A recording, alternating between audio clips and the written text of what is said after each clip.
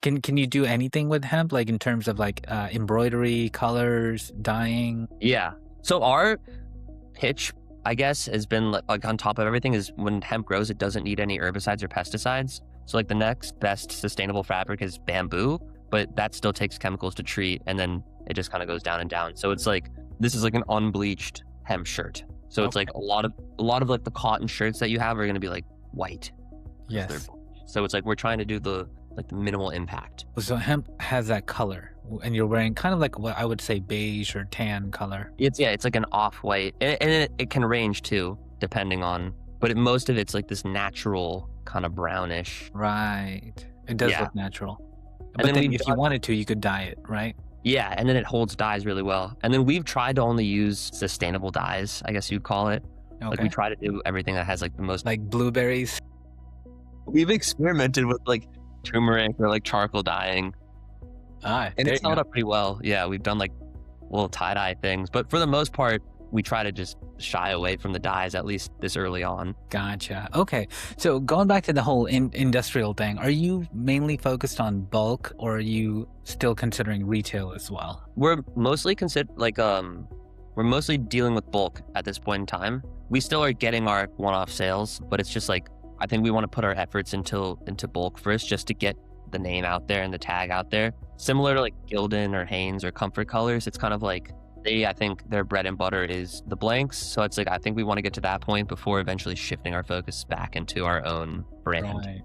Okay. So is this fair to say that this is one of the larger deals, first major deal that you're about to do, hopefully in the next month? Yeah, this will be like our first life-changing deal. Nice. Like the other ones have been like water to the flame, but you started about 2 years ago, right? 25 is what you said? We started, or is it 1 year? Conception began in 2022, but ball didn't really start rolling until 2024. The Uber ride was in 22? Yeah. Man, that guy's so disappointed right now. He's like, he told you 4 years ago. I'm just kidding. But okay, so you officially started about like last year, right? That's when like things got serious? Yeah, I think everything up until about last year before was just building the foundation for it. Okay. And so if you had to go back, like a couple of years, let's say, what are some things you do differently to speed up that timeline? I think, there's just a lot of like hiccups that we ran into, so to speak. So I feel like I would just avoid those. It's like, we're on our like third website right now, which is just silly. It's like we would build a website and then be like, oh, we should have done it on Shopify instead of Wix. It's just like little things like that, I think, would have saved time. And but like you have 4 people, right? The 4 equity holders, essentially. Who's like the website dude? Who's the tech genius? We've said that we all of us wear all the hats. So it's like, it's like I'll build, I guess, the bones for the website, and then I'm not the most artistic of the group. So then we'll have like our design guy come in and like make it pretty. And it's like, then we'll have like my friend Henry, he's like super locked into like the stats, so to speak. So then he'll come in and he'll kind of be like, we need to be processing this.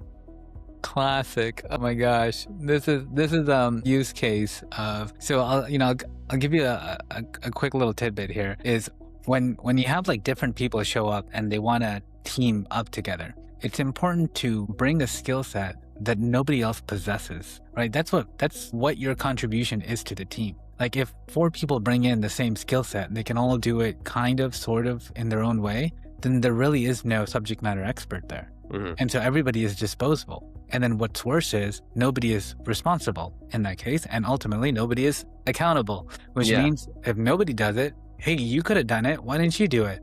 Yeah. And then it's like all this finger pointing. So, I would caution against just bringing in somebody if they don't have like a skill that you just don't have. Like if somebody else showed up and said, hey, I'm a master at programming and I can build AI automations, workflows, N8N, like all of that from beginning to end. And, here are all my credentials of how good I am. I've done this for all these people. Then it's like, okay, well, you're the expert because the other 3 don't know. And then maybe there's one person who's like the fabric genius because, their parents were in fashion or whatever. And they have like all these understandings of different materials and what goes well with what. And then so they're the subject matter expert for fabric. And then now you have the tech guy and the fabric guy working together. And everybody knows their lane and everybody knows who's responsible for what.